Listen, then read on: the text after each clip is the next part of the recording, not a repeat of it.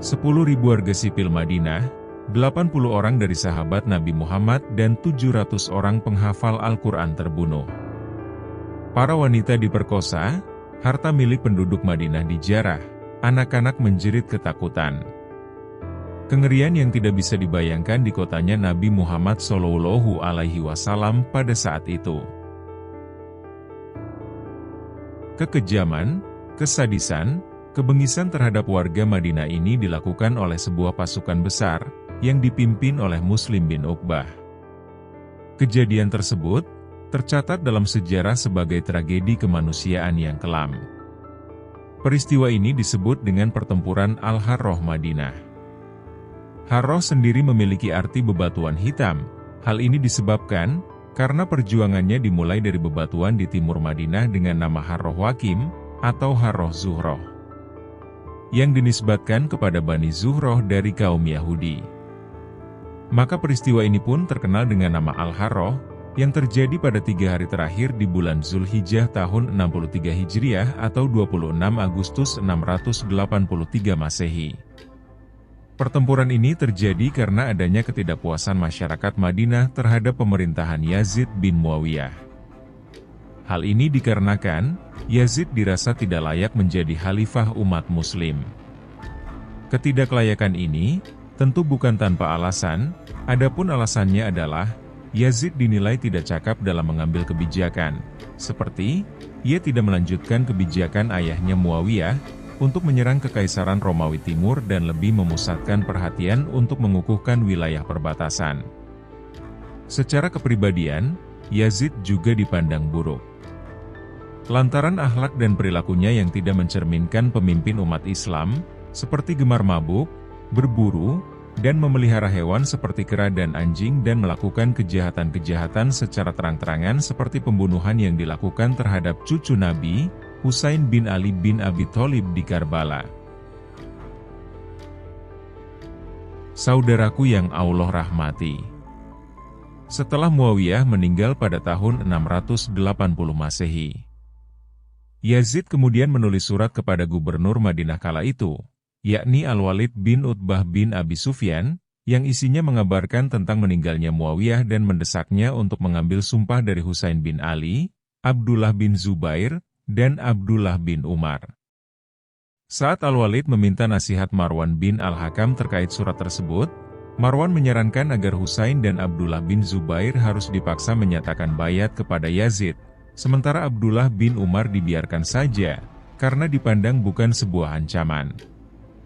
Al-Walid pun memanggil Husain bin Ali dan Abdullah bin Zubair, untuk bertemu dengannya. Pemanggilan itu akhirnya sampai kepada Husain bin Ali dan Abdullah bin Zubair, namun yang mendatangi panggilan Al-Walid pada saat itu hanya Husain sementara Abdullah bin Zubair tidak. Saat bertemu dengan Al-Walid dan Marwan di ruangan semi pribadi saat malam hari, Husain diberitahukan kabar tentang meninggalnya Muawiyah dan naiknya Yazid sebagai khalifah baru. Kemudian Husain pun diminta oleh Al-Walid untuk melakukan bayat pada Yazid. Husain lalu menyampaikan, bahwa bayat tidak akan berguna bila dilakukan secara pribadi, maka beliau menyampaikan, bayat sebaiknya dilakukan di ruang terbuka. Al-Walid pun sepakat. Di sela-sela itu, tiba-tiba Marwan menyela, dengan berkata, bahwa Husain harus ditahan, sampai dia memberi bayat kepada Yazid. Husain tidak terima dengan apa yang dikehendaki oleh Marwan. Husain kemudian menghardik Marwan, dan kemudian keluar meninggalkan Al-Walid dan Marwan. Abdullah bin Zubair yang tidak ikut pertemuan memilih keluar dari Madinah menuju Mekah saat malam hari. Mengetahui hal itu, Al-Walid langsung mengirim 80 pasukan berkuda untuk menangkapnya. Namun Abdullah bin Zubair berhasil lolos dari pasukan berkuda. Husain juga pergi ke Mekah setelahnya tanpa memberikan bayat kepada Yazid. Yazid berang, kemudian mengganti Al-Walid dengan Amr bin Said sebagai gubernur. Di sisi lain, meski dulu menolak saat Muawiyah menetapkan Yazid sebagai pewaris, Abdullah bin Umar, Abdurrahman bin Abu Bakar, dan Abdullah bin Abbas akhirnya memberikan bayat mereka pada Yazid. Saudaraku yang Allah rahmati.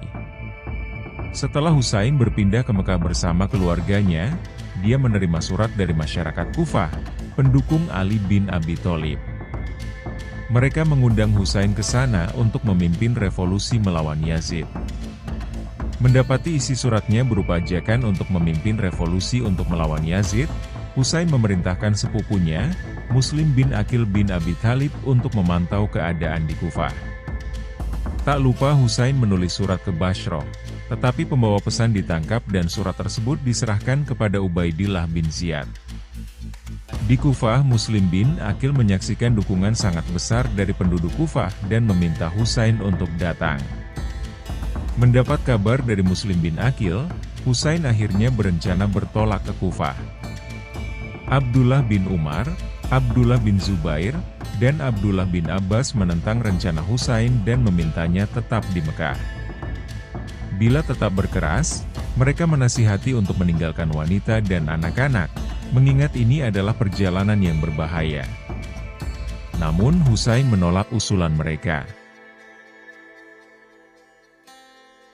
Di sisi lain, mengetahui rencana perlawanan atas pemerintahannya, Yazid memerintahkan Ubaidillah bin Ziyad menundukkan Kufah. Ubaidillah pun berhasil menundukkan upaya perlawanan penduduk Kufah dengan keras dan Muslim bin Aqil dibunuh. Di tengah perjalanan, Husain menerima kabar terbunuhnya Muslim bin Aqil dan penduduk Kufah yang telah beralih pihak. Meski begitu, Husain dan para pengikutnya tetap melanjutkan perjalanan. Ubaidillah bin Ziyad yang memimpin setidaknya 4.000 pasukan Umayyah, kemudian bertolak menghadang rombongan Husain. Pertempuran antara kedua pihak pun pecah. Pertempuran terjadi di Karbala pada 10 Oktober 680 Masehi atau 10 Muharram 61 Hijriah. Lebih dari 1.000 pasukan tewas di pihak Umayyah. Korban di pihak Husain sendiri berjumlah antara 72 sampai 110 dan Husain sendiri terbunuh pada peristiwa tersebut. Keluarga Husain kemudian ditangkap dan dibawa ke Syria. Terbunuhnya Husain menjadikan reputasi Yazid jatuh. Hal ini juga menggiring perlawanan yang awalnya hanya penentangan terhadap Yazid berubah menjadi gerakan anti-Umayyah. Saudaraku yang Allah rahmati. Setelah terbunuhnya Husain di Karbala, Abdullah bin Zubair kemudian mengumpulkan bayat dari para penduduk Mekah. Dia kemudian mengirim gubernur ke Kufah. Gelombang anti-Umayyah menjadikan Abdullah bin Zubair dengan cepat mendapat dukungan dari Irak, Arab Selatan, sebagian Mesir dan bahkan sebagian Syria yang menjadi pusat kekuasaan Umayyah. Meski begitu, dia tidak mengklaim tampuk kekhalifahan. Yazid tidak tinggal diam, dia kemudian memerintahkan Amr bin Said untuk menangkap Abdullah bin Zubair. Dan Amr bin Said pun memerintahkan kepala keamanan Madinah, yang merupakan saudara Abdullah bin Zubair juga bernama Amr, untuk melaksanakan tugas tersebut. Namun pihak Umayyah dapat dikalahkan dan Amr sendiri tertangkap dan meninggal. Abdullah bin Zubair kemudian menyatakan ketidakabsahan pemerintahan Yazid dan menghubungi kaum Ansyar Madinah untuk bekerja sama. Demi membendung pengaruh Abdullah bin Zubair, Yazid mengundang para tokoh Madinah ke Damaskus dan memberikan mereka berbagai hadiah untuk melunakkan hati mereka. Namun bukannya terbujuk, para pemuka justru malah tidak menyukai Yazid lantaran mereka melihat sendiri gaya hidupnya yang dipandang tidak pantas untuk seorang pemimpin umat Muslim. Seperti bermewah-mewah, mabuk-mabukan, dan terlalu menggandrungi musik. Masyarakat Madinah yang mengetahui gaya hidup Yazid dari cerita para tokoh tersebut kemudian membatalkan kesetiaan mereka pada Yazid, mengusir gubernur dan Bani Umayyah dari kota Madinah. Menanggapi penentangan dari pihak Madinah, Yazid kemudian mengirimkan 12.000 pasukan khusus Arab Syria yang dipimpin oleh Muslim bin Uqbah pada Agustus 683 Masehi. Ketika kabar keberangkatan pasukan Yazid sampai ke telinga masyarakat Madinah, mereka bersiap dengan menggali parit di sekeliling Madinah untuk perlindungan. Masyarakat Madinah pada saat itu memberi izin sanak kerabat atau orang-orang pemerintahan Syam untuk dapat keluar dari Madinah, dengan syarat mereka tidak membocorkan informasi apapun kepada pasukan Syam dan mereka tidak ikut serta dalam peperangan. Namun Bani Umayyah yang keluar dari Madinah, berkhianat. Mereka menyalahi janjinya dan Abdul Malik bin Marwan dengan nasihat ayahnya bersama Muslim bin Uqbah mendesain serangan ke kota Madinah. Muslim bin Uqbah memberi waktu penduduk Madinah untuk menyerah dalam 3 hari. Namun setelah batas waktu berakhir, dan pihak Madinah tetap tidak bersedia memberikan kepatuhan, perang pun dimulai, yang kemudian dikenal dengan pertempuran Al-Harrah. Muslim bin Uqbah turun di sebelah timur Madinah dengan melewati Harrah, lantas masuk ke dalam kota, setelah mengelilingi parit dari belakang dengan bantuan kabilah Bani Haritsah, yang disogok dengan janji uang. Dan mereka terkenal dengan kejahatan dan pemborosan. Korban pun berjatuhan dari pihak Madinah.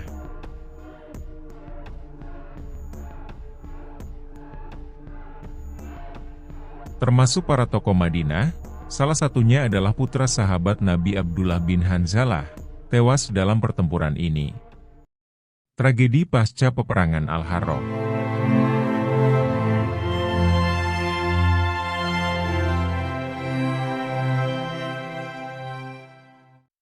Setelah kejadian yang mengerikan ini, Muslim bin Uqbah mengumpulkan masyarakat di pusat kota, dan kemudian berpidato di hadapan masyarakat yang dengan sengaja disisakan hidup.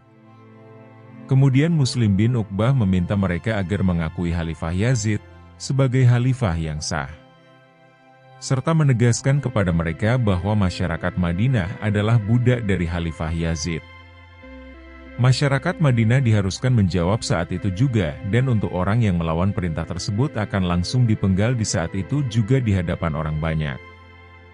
Karena kekejaman tersebut, sampai-sampai Muslim bin Uqbah dijuluki sebagai musrif, yaitu orang yang telah melampaui batas. Karena dampak dari tindakannya bukan hanya saat perang itu saja, namun lebih jauh lagi, setelah peperangan terjadi banyak orang yang masih menderita dan menanggung beban dari kejadian tersebut. Ada yang lebih mengerikan daripada ribuan orang yang tumbang meregang nyawa. Kengerian itu sendiri dicatat oleh Ibnu Taimiyah di dalam Majmu Fatawanya.